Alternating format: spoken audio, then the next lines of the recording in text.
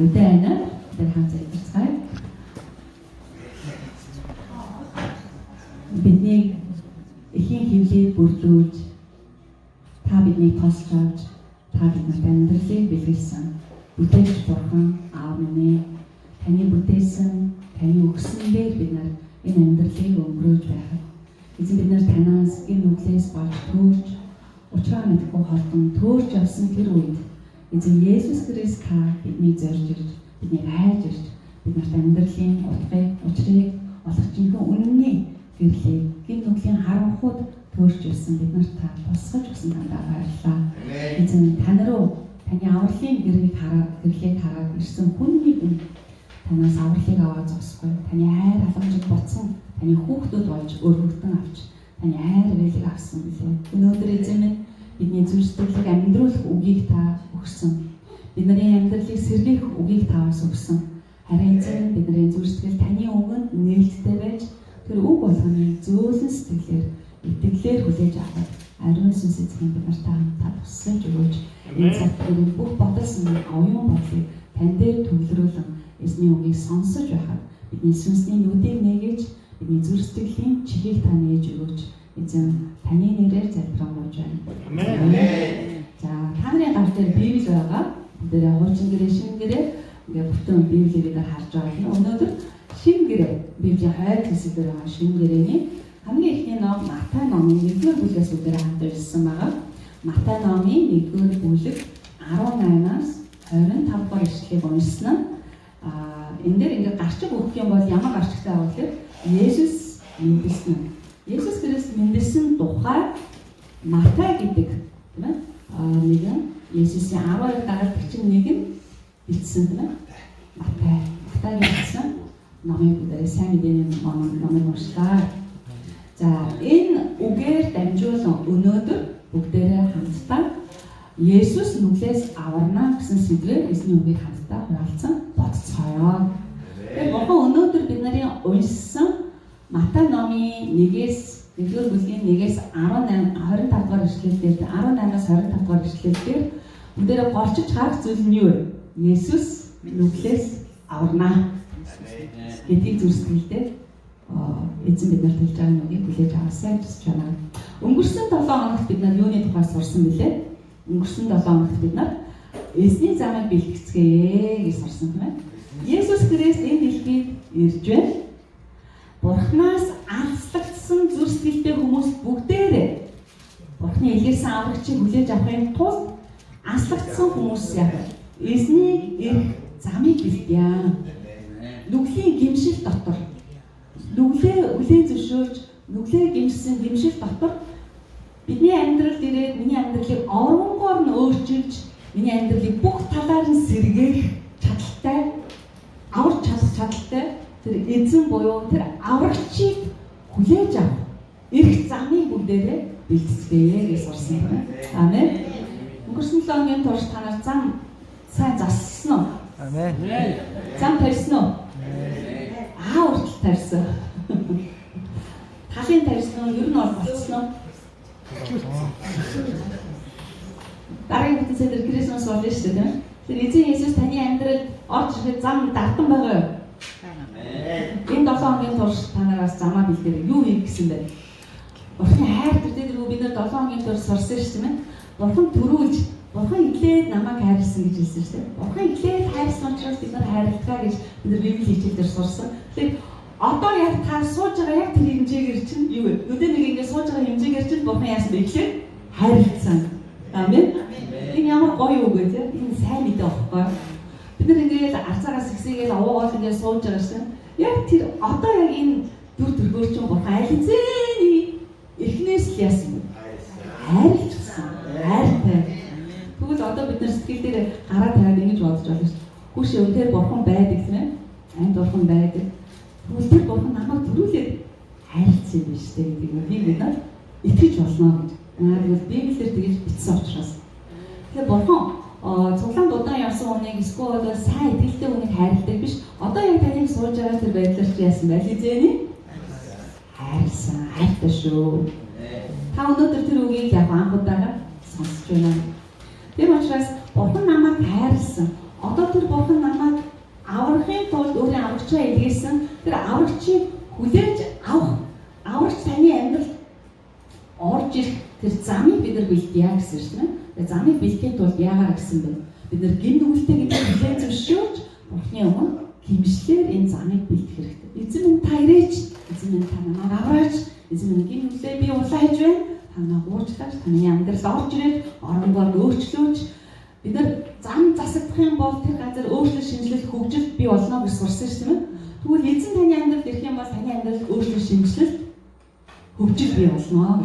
Таны амьдрал хаслагдсан газар шиг хөдөө хэрээрээ байгаад байхгүй, орчин үеийн ирмээ өндөр түвшинд гарсан шиг бурхны хүсэж байгаагаар, бурхны харж байгаагаар бид нарын амьдралыг хөгжүүлэн засах болно. За тэгвэл өнөөдөр бид нар юуны тухай сурах вэ гэхээр Есүс тэгвэл намайг гимшиж байгаа тэр гим нүглээс маань бүрэн дүүрэн аварна гэдэг талаар сурна. Үнэхээр Есүс Христийг гэж сонсох юм бол бид нар юу сэтгэлдээ мэд хэрэгтэй гэвэл Есүс гэхлээр Монгол нэр биш шүү дээ тийм гэж бодож байгаа. Тэгвэл бид нар Есүсийн нэрийг юу сонсох хэрэгтэй вэ? Ах トゥ нараа Есүс Христ бол хүн төрлөختний аврагч. Амен. За хүн төрлөختний дотор бүх үндэстэн, бүх элтэн, бүх угсаатан, бүх тийм ээ. Бүх бидний танихгүй мэдхгүй тэр зүс царайтай хилтэй, угсаатай уламжтай хүн төрлөختний тэр чигээр 100% багтнаа гэж. Яагаад гэвэл бурхан өөрөө тэр хүн төрлөختнийг яасан? Бүтээсэн учраас. Бурхан өөрөө бүтээсэн хүн төрлөختөө өөрөөс нь нүглээс бас салгаа явчихсан. Гин нүгэлтээр төөрөө явцсан тэр хүмүүсийг аврахын тулд илгээсэн ганц аврагч бол Есүс Христ юм аа. Энэ бол сайн мэдээ бөгөөд баярын мэдээ гэж бид нар ярьдаг. Иохны 3:16 дээр олон хүмүүсийн ишлэгийг мэдэн тийм ээ. Та Библийг эхнээс нь уншаад дуустал нэг удаа уншаагүй байж магадгүй заа. Би таны Библийг товчлоод хэлээд өгье тийм. Библийг товчлоод хэлэх юм бол Иохны 3:16-г олоод уншихад юу вэ? Багц болно. Тэр багц үгэн дээр юу гэж хэлсэн бэ гэхээр Бурхан ертөнцийг үнэхээр хайрласан тул цорын ганц зүйлөөр өгсөн. Ингэснээр хүү итгэж хинч мөхөхгүй харин мөн хамтай болохнаа гэсэн. За тэгвэл Бурхан юу хайрласан гэсэн бэ? ертөнцийг үнэхээр хайрлсан учраас. Тэгвэл бид нар хүн төрлөختөн гэж ярьсан. ертөнц гэдэг нь юу вэ? Хүн төрлөختөн хүмүүсээс гадна бүх юм тийм ээ? ертөнцийг нүдэнд харагдаж байгаа тэнгэрт нүдэнд харагдахгүй тэнгэрийн доо газрын доо усан дотор юу вэ? Бүх ертөнцийг Бурхан хайрласан учраас энэ бүх зүйлийг нүглээс аврахын тулд өөрийн цорын ганцгүй Есүс Христийг илгээсэн. Тэр дунд Бурханы илгээсэн аврагч Есүс Христэд итгэсэн хүн болгон яа гэсэн бэ? Мөхөхгүй харин аврагдах болно гэж хэлсэн. Тэгвэл одоо бид нарын сэтгэл дотор юу буух ёстой вэ гэхээр Бурханы илгээсэн аврагч Есүс Христ бол хүн төрлөختний аврагчаа гэдгийг бид нар эргэлзээ өгөөж зүрхсгэлтэй итгэж болно. Тэгээ зогсохгүй тэр Бурхан таныг түрүүлээ хайрлсан. Амен. Эсэй номон дээр юу гэдэг вэ гэхээр бид нар ээжхийг эзэнд бүрлдэхэд яасан бэ? Миний ясыг миний Бурхан хүнд харагдахгүй байгаа тэр бүхэл эдисийг Бурхан яасан бэ? Нийлүүлж урлан бүтээсэн. Дуулал номон дээр Библиэр юу гэсэн бэ? Бурхан намайг үнэхээр аимшигтай, гайхамшигтайгаар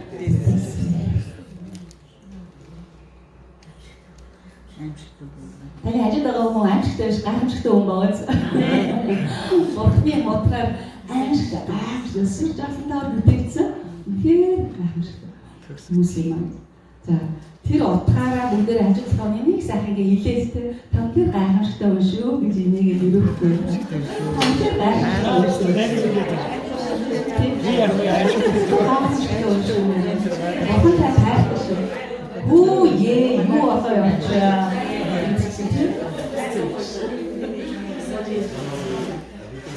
Би таныг хотлоогоос тайшруулж байгаа биш. Библиэд тийг бичсэн учраас би дамжуулж байгаа шүү тийм.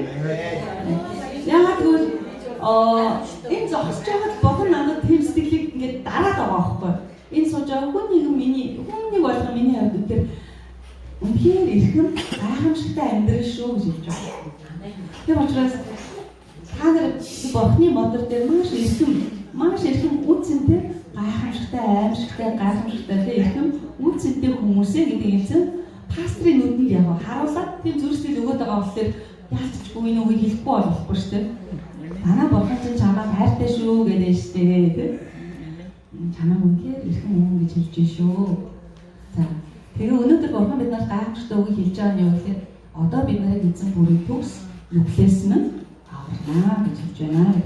За тэгвэл би тэр хүн төрөлхтний аврагчаа гэдгийг би сонслоо тийм ээ. Гэхдээ хүмүүс эргэлздэг нэг зүйл нь Есүс чи Израиль яштай гэж ярьдаг боловч Ромын 9-р бүлгийн 4-5 дээр танаа тэмдэглэж байгаа гэртээ олоод уншаарай. Ром номын 9-р бүлгийн 4-5 дээр тэг бод Израильчууд бөгөөд үрчлэл, алдар, гэрээнүүд, хуулийн гардуулалт, үйлчлэл ба амлалтууд нь тэднийх юм. Эцгүүдч тэднийх Христ махан дээрээ тэднээс гаралтай юм аа гэж бичсэн. Тэр бурхны хуулийг хэн авсан? Израильчууд дөрүүлж авсан. Бурхны амлалтыг хэн дөрүүлж авсан? Израильчууд дөрүүлж авсан. Бурхны хайр, бурхны гайхамшигтай зүйлсүүдийг хэн дөрүүлж авсан бэ? Иш үзүүлгүүдийг, иш үзүүлэгч нарын тэр бурхны хүмүүсийг Израильчууд авсан бөгөөд хүн төрөлхтний төлөө илгээсэн тэр аврагч махан дээрээ хинээс гаралтай Израиль төрсөн гэдгийг хэлж байна. Тэгэхээр энэ нь яагаад Израиль төрөх болсон юм бэ гэдгийг бид нар Эхлэл номын 12 дугаар бүлгийн 1-3 дээр Авраам бурхны өгсөн амлалтын дагуу биелэгсэн гэдгийг бид нар мэдэж байна. Бурхан Авраамд юу гэж хэлсэн бэ? Авраам 12 дугаар Эхлэл хамгийн урдлын Эхлэл номын 12 дугаар бүлгийн 1-3 дээр газар дэлхий дээр бүх үндэстэн чамаар дамжуулан өрөөнө гэсэн. Тэр Эхлэл номын 12 дугаар бүлгээр бурхан Авраам гэдэг нэгэн хүнд Израиль гэдэг юм Израиль үндэстэн үүсгээс өмнө шүү дээ. За та над руу харж байна. Бид нар Израиль гэж яриад байгаа тийм ээ. Израиль үндэстэн байхгүй үүсгээс өмнө бурхан Авраам гэдэг хүнтэй хувьчилж ярьж байгаа байхгүй. Тэр хүнийг сонгоод тэр хүн ямар учиртай байсан мэдгүй бурхан тэр хүнийг таалаад сонгоод тэр хүнийг дуудаад би чамаас үндэстэн бий болгоно. Тэр чинь Авраам 75 настай хүүхдгүй байсан 100 хүрээд бурхны амлсан үр хүүхэд гарсан тийм.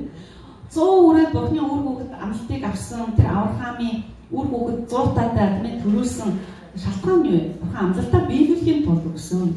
За тэгвэл Авраам бурхан юу гэж амласан бэ гэхэл бүгдээрээ сайн сонсъё. Бурхан Авраам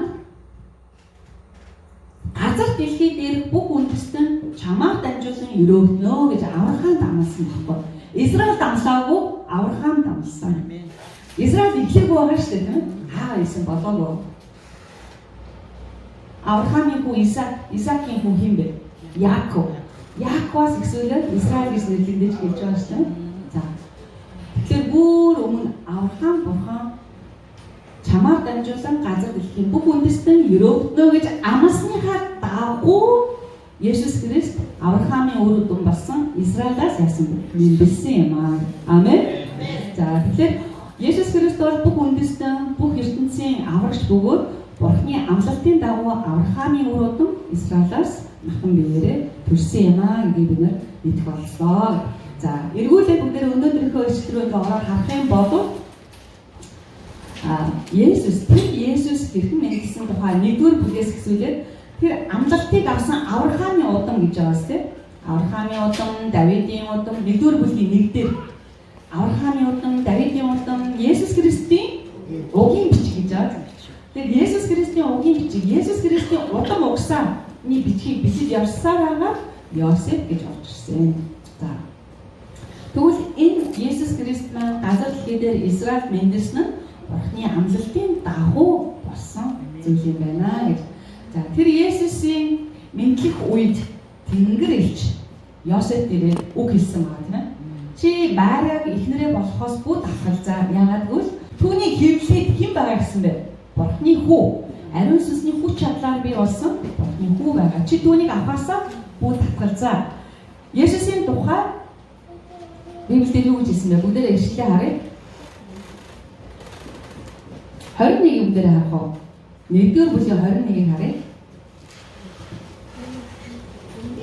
Тэрээр нэгэн хүү төрүүлж тэр нь ард түмнээ нүглээс нь аврах тул чи түүний нэрийг Есүс хэмээн дуудаа гэв. Амен. За. Есүс Авраамын удмаас явсаар гадна төрлөө. Авраам, Давидын удам тийм ээ. Есүс Христийн угийн бичгийг бид нар уншсан шүү дээ. Тэгээд Давидын удамаас гарсан Есүс нь нэрийг хэн өгсөн бэ? Йосеф өгсөн үү? Есүс гэдэг нэрийг хэн өгсөн бэ? Хэн зааж өгсөн бэ? Бурхны Тэнгэр илж ирж өгсөн шүү дээ.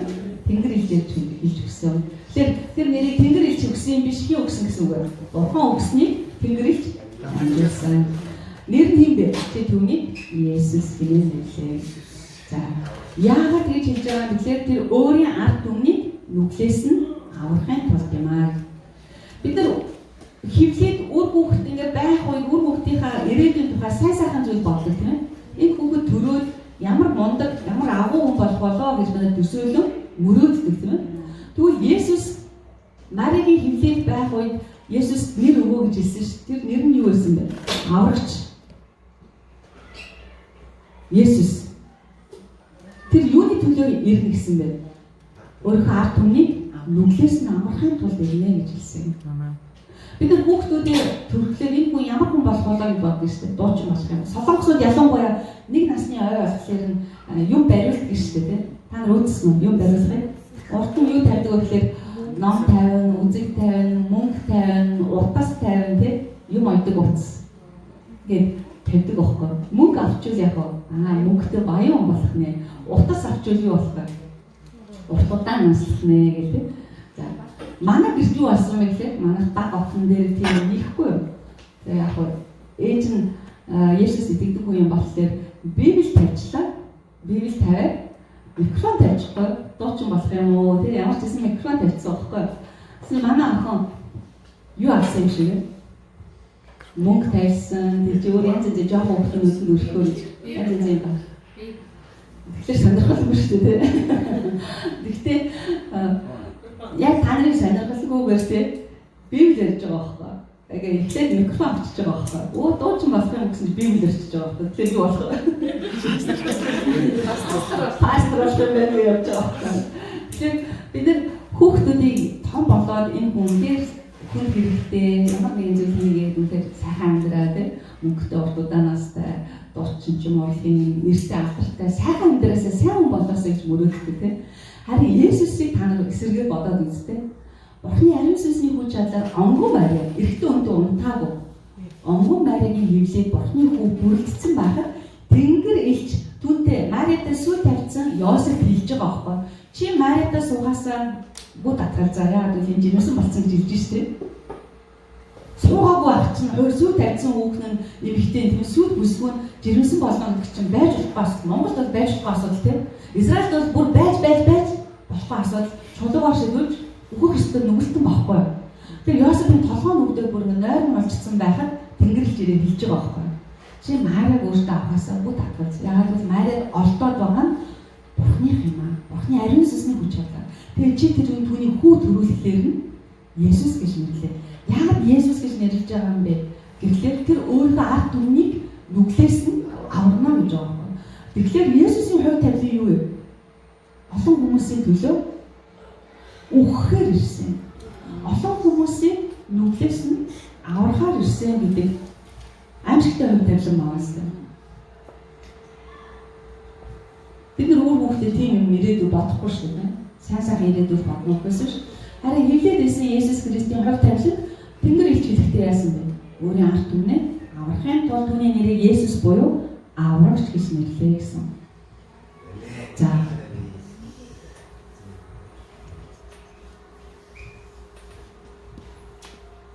Тэгэхээр та өнөөдөр энэ үгийг сонслоо шүү дээ.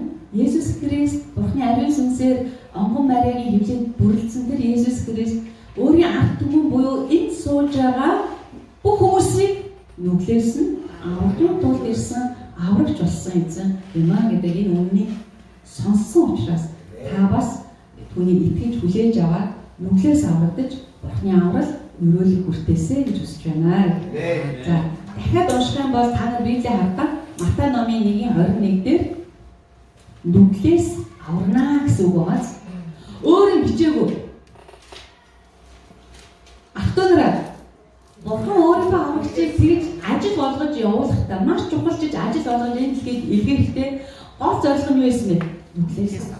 Тэгэхээр нүгэл гэдэг юу вэ гэдгийг бид нар бол их тоохгүй байгаа шээ.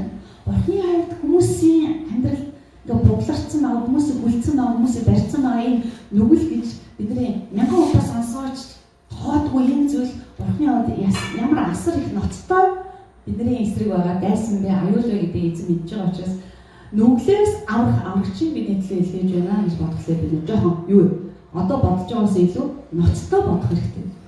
Энэ нүгэл ямар аимшигтай үр дүнтэй вэ гэдгийг бид нар дахин бодохгүй байх юм аахгүй. За бид нар нүгэл хэлээр да гэдэг айгүй олон хэлж болно тийм. Айгүй олон хэлж болно. Тэгэхдээ товчлын хамгийн гол нүгэл нь юу вэ? Дандаа би танаас асуудаг шүү дээ. Хамгийн гол тэр олон нүгэл, олон төрлийн нүгэл байгаа ч гэсэн тэр донд хамгийн том гол нүгэл нь юу вэ? Итгэлгүй байдал юм аа. Бурхан байгаа гэдэгт яг итгэлгүй байдаг. Амьд бурханд итгэдэггүй хүмүүсээ. За та нар солонгос нөгөө ийм жихрийн төмөс гэж байдаг жихэрлэг төмөс гуган маань манайхан дуртай жихрийн төмөс маш амттай. Манай хадам жижигхэн талбайтай байхдаа тавьдаг байсан байхгүй. Тэгээ би ойр ингээ юм бас мартаж санаа байна. Гэхдээ гуган маань яадаг вэ гэхээр ингээд татчихлаа. Татаад агаад ирэхлээр айгүй сонир баг ингээд бүр ингээ утас шиг төмс ч юм уу ингээд сагсаагаад ингээ орцсон байдаг шүү дээ. Үнэс нь ингээ бөөнөрөнд ингээ гараад ирдэг. Гуган маань болохоор ингээд дамжаад утас нь ингээ үнэс нь ингээ уурт явдаг байхгүй. Хэрэггүй ингээ уурт явдаг. Холбогдсон. Газар доогоор ингэж хүмүүсээс нөгөө бөөндөө байгаа шүү нэг доор. Тэгэхээр энэ гуган маань болохоор ингээ урт явдаг байхгүй. Тэгэхээр энэ үнсийг яг батна гэсэн. Би танарт юу хэлэх гээд юм гэхээр итгэлгүй байдал. Бурхан итгэдэггүй энэ нүгэл. Бурхан юу гэсэн бэ? Энэ нүгэл байхгүй. Энэ итгэлгүй байдал гэдэг нүглийг бид нар зураад татаад гаргаад ирэх юм бол цаанаас нөгөө олон да завхаар тий шүдэх юм уу одоо хүний нөгөө янз бүрийн олон нүглүүд яах вэ? Тэр үндсэн доо байж идэх.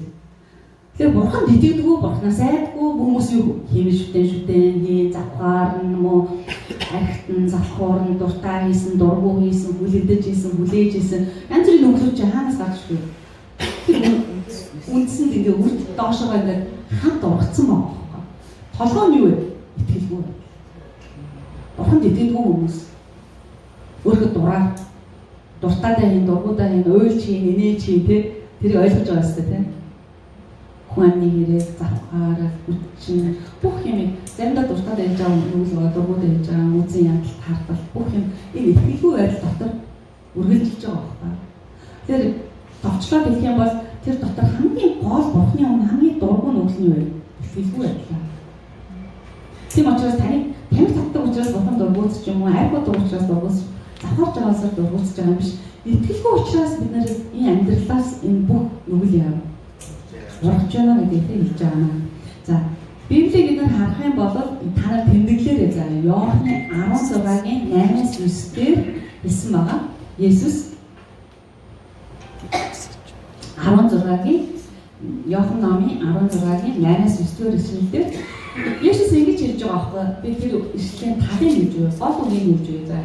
Нүглийн хувьд учир нь тэд надад итгэдэггүй гэж байна. Олон юм яриаггүй. Та амьдралдаа ийм хийсэн гэж ерөөсөө яриаггүй. Нүглийн хувьд юу гэсэн бэ? Тэд надад итгэдэггүй гэсэн. Иохны 3:18-ыг та нар тэмдэглээд үзтээ. Иохны 3:18 дээр юу гэсэн гэхээр харин үл итгэдэг хүн аль хэдийн яллагдсан. Есүс итгэдэг хүн болгон яасан бэ? Аль хэдийн амьд бурханд итгэдэг хүн болгон бүгдээ аль хэдийн нүглийнхээ төлөө итгэдэггүйгээ төлөө яллагдсан. Учир нь тэр хүн Бурхны цорын ганц хүүгийн нэрэнд итгээгүй юм аа. Яагаад яллагдсан бэ гэхээр учир нь тэр хүн цорын ганц Бурхны хүүгийн нэрэнд итгээгүй. Тэр хүүгийн нэр нь хин юм бэ? Есүс буюу аврагч гэдэгт итгээгүй гэсэн байна. Би түрүү танарт Есүсийн нэрийг орчуулж хийж өгсөн шүү дээ. Есүсийг монголоор юу гэж дуудаж болох вэ? Аврагчаа. Хүмүүс итгэлгүйхээ төлөө яллагдсан. Яагаад? Есүсийн нэрээр итгээгүй учраас. Аврагч гэдэгт итгээгүй учраас наа. Үйлс номын 4:12-ыг танад тэмдэглээд уншаа гэж. Энэ бас үнэхээр бид нар татгалцахын аргагүй үннийг хэлсэн байна.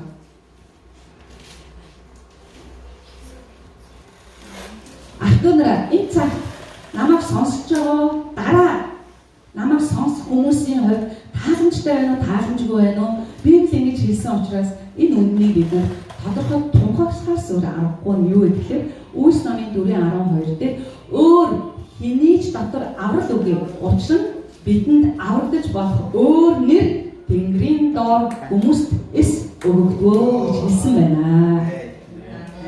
Библийн Үйлс номын 4:12-оос Бурхны үгийг би та бүхэнд тунхаглаж байна, тийм ээ. Тэгэхээр Бурхан юу гэж хэлсэн бэ? Өөр хэний ч дотор аврал байхгүй, Буддагийн дотор аврал байхгүй, лалын муслимчуудын итгэдэг лалын дотор аврал байхгүй, өөр бидний мэддэггүй тэр олон шашнуудын дотор юу вэ? Аврал байхгүй. Яагаад? Учир нь бидэнд хүнд зүрхэнд аврагдаж болох өөр нэр Тэнгэрийн доор хүмүүс овсон. Өөр нэр овсон. Ганц нэр. Тийм учраас бусад шашин бүгдээр адилхан гэж ярьдаг юм та нарыг хуурамчаар яаж байна? Тайвшруулж байна. Хин? Сатан буюу муу ариусмас бид нарыг тайвшруулж байгаа. Чи таалагддаг шашиндаа итгээ. Шашингүй байсан ч яах вэ? Хүн бол Бурхан тань бүх эрх чөлөө байна гэж ярьдаг тийм. Тэгээд хэрэгтэй үедээ Бурханыг дууддаг. За та тэг ийгээд өөр хийж өгөхгүй болохоор удлаа юм байлээ. Би нэг гуйсан.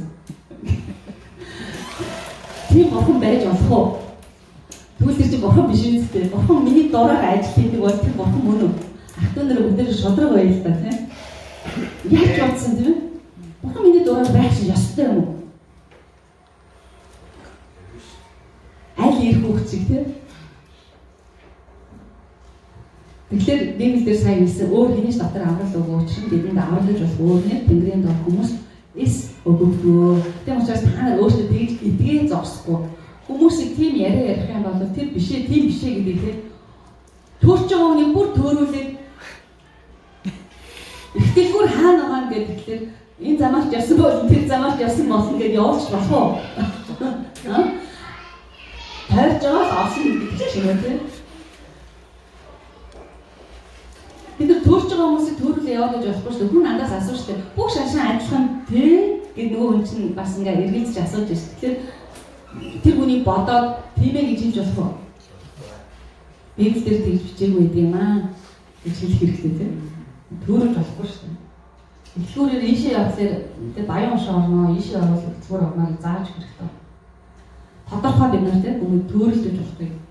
За үнэхээр тийм учраас хүмүүс биднэрт нүглээс аврагдах тийм ээ аврал яалтчгүй шаардлагатай. Яалттай байна гэж би өөртөө таамаг хэлжсэн. Учир нь хүн бүр нүгэлтэй бөгөөд нүглийн хөлс нь бид нар юу гэж сурсан гэлээ? Үхэл буюу мөнхийн сүрэл мөнхийн үхэл юм аа гэж сонссон.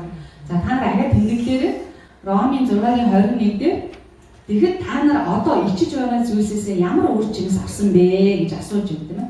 Учир нь тэдгээр зүйлсийн төгсгөл бол үхэл болоо. Паул энэ хүмүүсээс юу гэж асууж байгаа гэхээр учир нь та нар одоо ичиж байгаа юм. Өөрт нь ичихгүй хийдэг байсан юм. Ичихгүй хийдэг байсан юм нь юу? Одоо ичдэг юм юу вэ? Өөрт нь ичдэггүй хийдэг юм. Өөрт нь ичихгүй хийдэг байсан юм байгаас одоо бол хийж чаддаггүй юм. Нүглийн тухай ярьж байсан. Тунгаач. Өөрт нь ичихгүй хийдэг байсан юм юу? Одоо ярихаас ичиж байгаа шин. Яна би өөрөөсөө далаатаа тэгээ явж ирсэн шүү дээ гэдэг. Ичихгүй тэгээд ингээл хүний мөнгө авчаал өгөхгүй ч юм уу тунгаач хийж байгаа шүү дээ. Өөрт нь бас хэнэггүй хийдэг байсан тий одоо бодхоос юу улаалаа гэдэг шиг тий. Нэг юм болоо шүү дээ дотор авсан та. Нэг Америк пастрын гэрчлэлийг сонсож байгаа миний инээд төрчихсэн байхгүй. Тэр хүн яасан гэхээр өөрт нь ингээд боснож явж байгаа дүүргэж явж байгаа дараа нь Бурханы өмнө очиад залбирахгүй юу? Тэгээ залбирахтаа өөрийгөө хулгайсан ирсэн дээр би суугаад залбирсан гэж байна. Хулгайж ирсэн байгаа. Одоо л ичиж штэ. Пастор болсон юм штэ. Өнгөрсөн тухаараа ярьж байгаа байхгүй. Тэгээ миний амьдрал бүр бүтгэе байгаад би тэгээ залбирсан гэдэг өгөхгүй.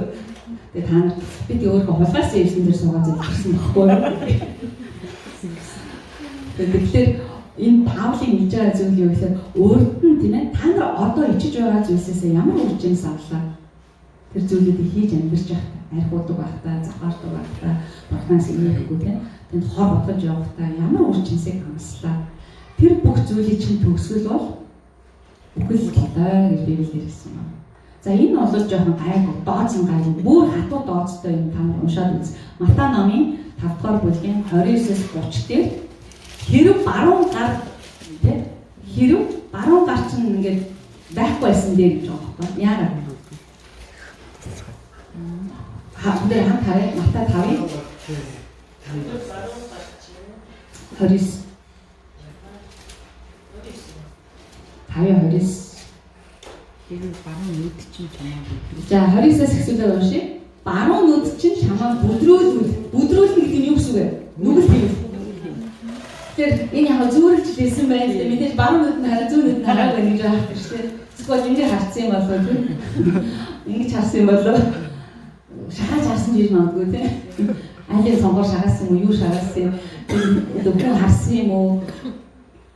Солонгосод ингээд нойлд орж байгаа хүмүүс ашиг зураг аваад яваад ингээд хэрэгт ороод байгаа шүү дээ. Тэр шиг ингэж нууцаар юм харсан юм шиг байдаг бодвол баруун нүд чинь бүдрүүлсэн гэвэл за баруун нүд чинь чамаа бүдрүүлэл яа гэсэн бэ?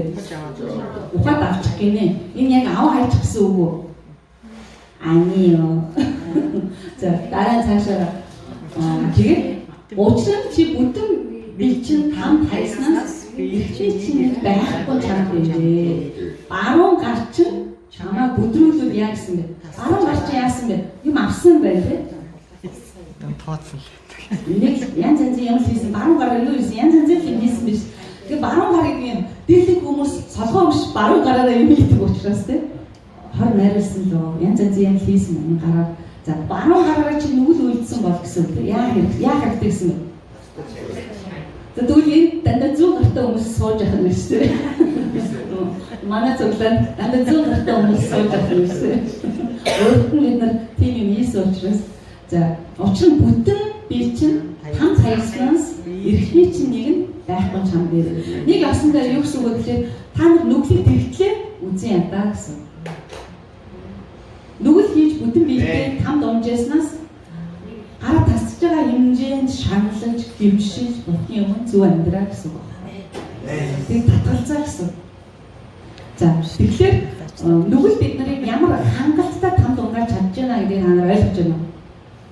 Бидний баруун гараараа хийж байгаа тэр олон юмнууд бид нарыг хааш нь авчна гэсэн үг. Бүтэн биетэйгээр там руу авчна гэсэн. Ингээд юм хараа яваад байвал яа гэсэн үг. Нэг өдөр л. Тэр чинь хангалттай.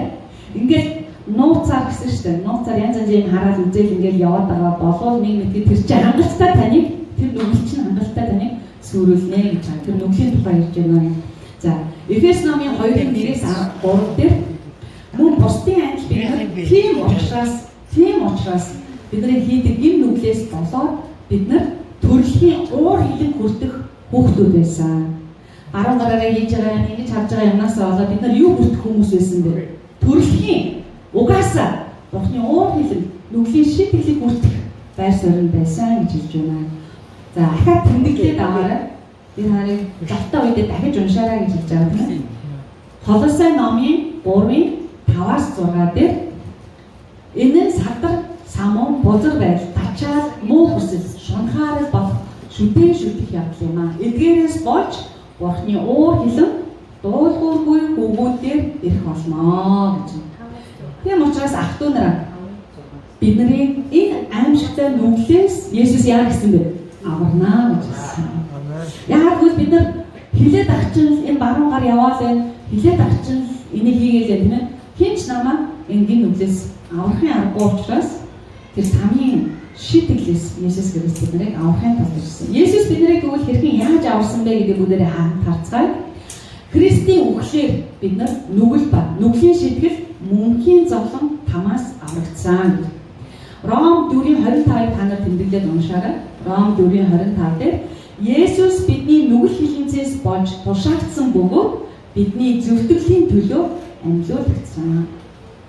Есүс бидний нүгэл хилэнцээс болж тушаагдсан бөгөөд бидний зөвтгөлийн төлөө амьлуулагдсан.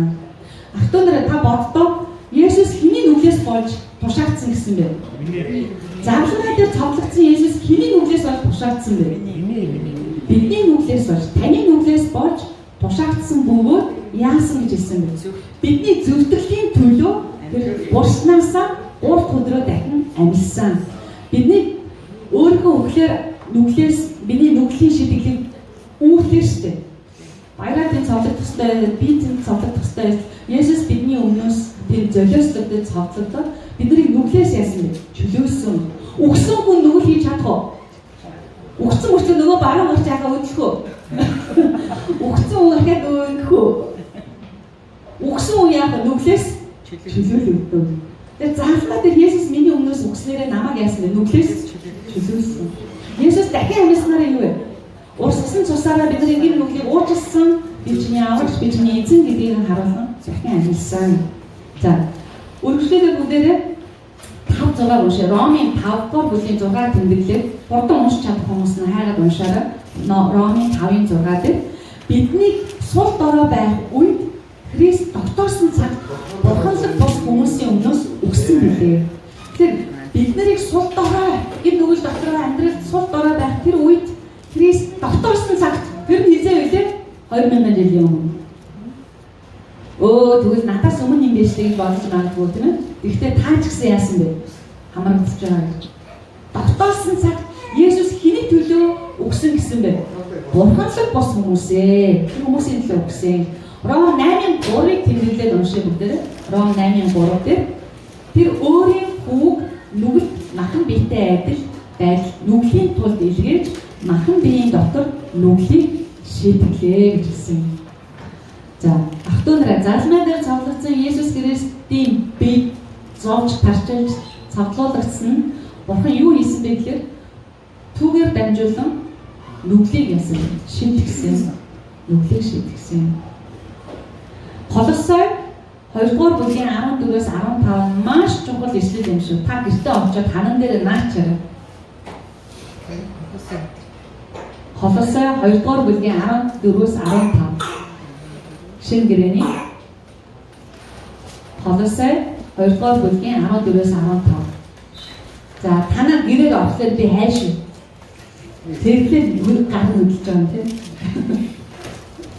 Гэртээ очиод Колосой хаана ингэ хайх юм шүү. Колосой номын 2-р бүлгийн 14-өөс 15. За өртөө хүн байна уу? Өртөө монголчууд байна уу? Өргөө байх юм уу? Өргөө хүмүүс үү? Халелуя. Өргөө монголчууд байна. Амен. Өртөө хүн яадаг вэ? Өрөө төлөхгүй бол гүн зовлон шүү дээ. За. Харин бид нар бурханд өртөө байсан уу? Ямар өртөө байсан? Нүглийн өртөө тийм. Хоёрын Бурхны өмнө тэр өрийг яг төлөхгүй, яг төлөхийн аргагүй. За, Колосойг уншсан тэгвэл хамтаа уншъя. Бидний эсрэг зарилгуудаас бүрдсэн, бидний дайсагнаж байсан өрийн дансыг хүчингүй болгов. Тэр үүнийг загалмайд хадаж замаасаа зайлуулжээ. Амен. За, энэ үед бид нар юу гэж хэлэх вэ? Бид нар нүглийн өрнөөс чөлөөлөгдсөн. Амен. Амен. Есүс яаж чөлөөсөн гэсэн бэ? Бидний эсрэг байсан зарилгуудаас бүрдсэн бидэнд дайсагнаж байсан өр буюу нүглийн дансыг Есүс хүчингүй болгож тэр үүнийг загалмайдаар хадаж замаасаа зайлуулжээ. Амен. За, Бурхны өмнө би тааш урд нь хэлжсэн гэртээ очиж өөрөө хийсэн хийх гэж байгаа нүглүүд өдөр бичээрэй гэсэн тийм. Тэр чинь Бурхны өмнө та нарын нүглийн өрийн данс мөн үү? Очихлоор чинь Бурхан та нарын санаатай хэлсэн, санамсаргүй хэлсэн үг болгоны чинь дагуу шүүнэ гэсэн шүү дээ. Үйлдэл нь болоогүй шүү дээ. Үйлдэл хаавс одоо болоогүй. Толгой дотор бодсон бодол амаараа гарсан, санаатай хэлсэн, санамсаргүй хэлсэн үг болгоныхаа дагуу хүмүүс шүүхнэ гэж байна. Тэгэхээр хэдүүлээ очиод Ром номон дээр бүх хэцүү үг байгаа шүү дээ. Юу гэж байна? Өвдөг болгон эсний өмнөөс өвдөн, хил болгон эсний өмнө өвчин, өөрийнхөө амьдралыг явах. Тайлхын юм байна. Дансаа хийгээ үе дээр тооцоо бодох нь биш. Харин өнөөдөр та нар би сайн мэдээг сонсох чинь яасан бэ? Есүс Христ таныг нүглээс амарсан учраас Есүс загалмай дээр таны нүглийн өрийн дансыг яасан? Хүчингүй болгосон. Амен. Амен. Итгэсэн хүн болгон яасан бэ? Тэр нүглийн өрнөөс чөлөөлсөн. Есүс амьсан гэдэг нь юу гэсэн үг вэ? Таныг тэр нүглийг ялах хүч чадлыг ч гэсэн өгнө гэсэн үг юм аа. Амен. За. Хоёрын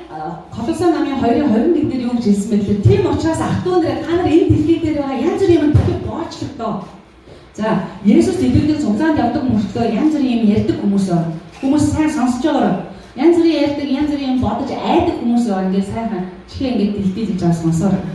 Байрч болохгүй, амсаж болохгүй, гар хүрч болохгүй гэж гэх хүний сургаал ба тушаалуудын дагуу байх гэж байдаг хүмүүс байдаг.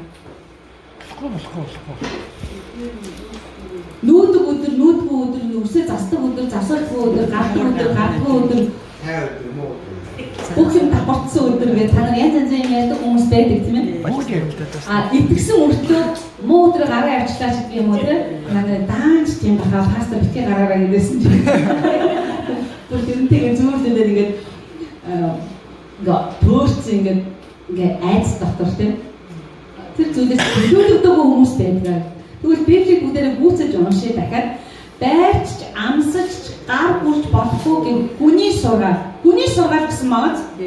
Хүний сургаал ба тушаалуудын дагуу байх гэж байгаа юм бэ. Эдгээр нь өөрсдийн бий болгосон юу гэж хэлсэн бэ? Шашин болоод хуурамч даруй байдал. Тэгээд мөн бие зовоох байдлаараа эргэн мэдэн үзэгдэвч. Үүнд махан биеийн хүслийг эсэргүүцэх ямар ч бус байхгүй юм аа. Амен. Бурхан харин бидний нүглийн үрийг Есүс Христийн залмаа дээр тэмээд бүгдээр хүчингүй болгоод бидний нүглээс Есүс Христ өөрийнхөө өглөөр зорж аварчаад байхад одоо бид нар яах хэрэгтэй? Энэ дэлхийн янз бүрийн юмд хүлэгдэх хэрэггүй гэсэн үг байхгүй. Амен. Чөлөөтэй бай. Тэр хийж байгаа юм чинь буруу өдөр үсээ авахчлаа гэж таныг бодлоо явахгүй авах чинь туслах уу? Нэг өстө миний нүгэл хийхгүй байхад туслах уу? Ямар ч махан биеийн хүслийг гэж хэлсэн шүү дээ сая. Махан биеийн хүслийг эсэргүүцэхэд ямар ч тусахгүй юм аа. Харин ч таныг яах вэ? Хиймэл, хуурамч, шашинлаг, тийм ээ? Айц дунд хүлэх болно буцааж. Тэгээд учраас эзэн таныг тийм бүх зүйлүүдээс чөлөөсөн учраас тийм зүйлсүүдийг битгий тийм ээ? Хүлээн зөвшөөрөөрөө, битгий баригдаараа гэж эзэн тийм эзний үг бид нарт хэлж байна. За. Тийм учраас Колосай 1:21-аас 22 дээр эзэн хэлсэн ба хэдийгээр та нар урд нь ямар хүмүүс байсан бэ? Бурханаас хол байсан. Бузар үлсээрээ сэтгэлдээ бурхантай дайсан байсан боловч одоо бол Есүс Христ та нарын нүглээс аварснараа махан биеийн үхлээрээ та нарыг бурхантай эвлэрүүлснээрээ өөрийнхөө өмнө та нарыг ариун өөс эвгүй бөгөөд гин зэмгүй болгосон. Амен. Есүс Христ бидний заалмаа дээр өөрийнхөө амьаар авраа зогсохгүй, нүглээс аварч чөлөөлөө зогсохгүй. Бидний бүлэгдэж байсан бүх зүйлсээс чөлөөлөө зогсохгүй. Бид нарыг ямар хүн болгосон бэ? Бурхантай дайсан байсан бид нарыг эвлэрүүлээ зогсохгүй. Өөрийнхөө өмнө ариун өөсөйгүй гинүү хүмүүс болгосон. Амен. За, би өнөөдөр хаалгаар орж ирэхдээ огтөр хүн байсан. Өнөөдөр үгийг сонссон чи Бурхны өмнө надад ямар аргуу шин гэрээ. Тийм ээ? Энэ шин гэрээ багхгүй. Би чиний төлөө хийсэн энэ бүх зүйлүүдэд чи итгэх юм бол юу вэ? Чиний амьдрал биелэгдэнэ гэсэн. Амен. Шин гэрээ юм. Та янз бүрийн юм хийх хэрэггүй юу хийх хэрэгтэй?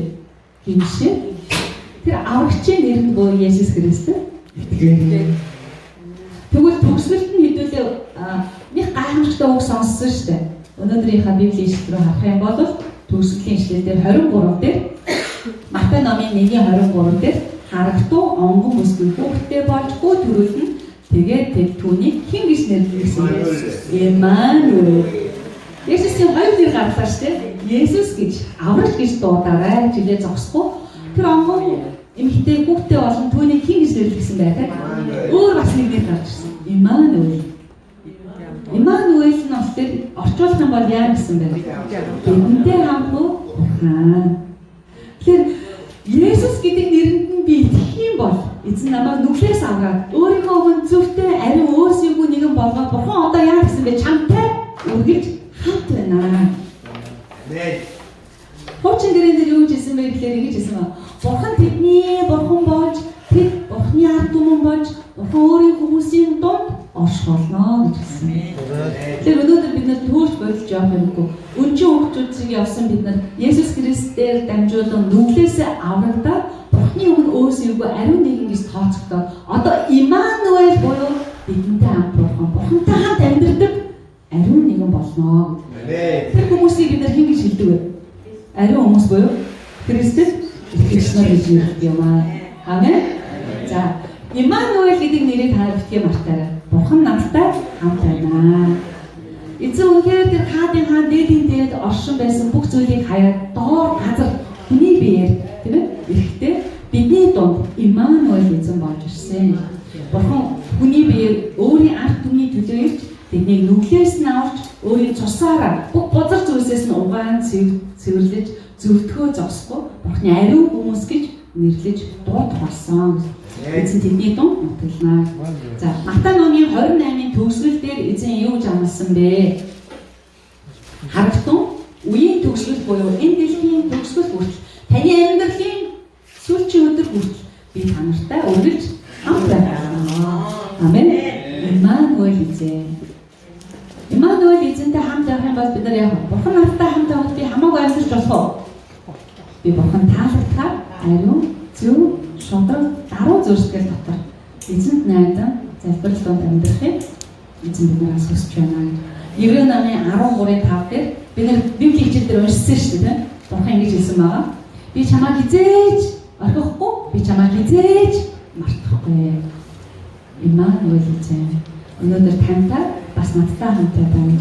Есүс Христэд итгэн та бүхэн бүгдээрээ аврагдаа зогсохгүй тэр итгэлээрээ Бурханы өмнө цэвэр ариун нэгэн, өөрсдийнхөө нэгэн тооцогдож яг л Бурхан ариун учраас бузар зүйлийн дотор байх аргагүй. Намайг итгэлээр нүглээс аврагдсны дараа би ариун зөв тооцогдсон учраас Иммануэль эзэн Бурхан бидний амьдрал, миний зүрх сэтгэл дотор энэ дэлхийн төгсгөл хүртэл намайг мөнхийн улсын хаалгаар орон ортол хамт байх болно гэж амласан. Амен. Тэгвэл эзэн таны гэртээ очиж чи хамт байгаа юу? Байгаа. Амен. Танаа гэрт байгаа юу? Амен. Ажил дээр байгаа юу? Иммануэль.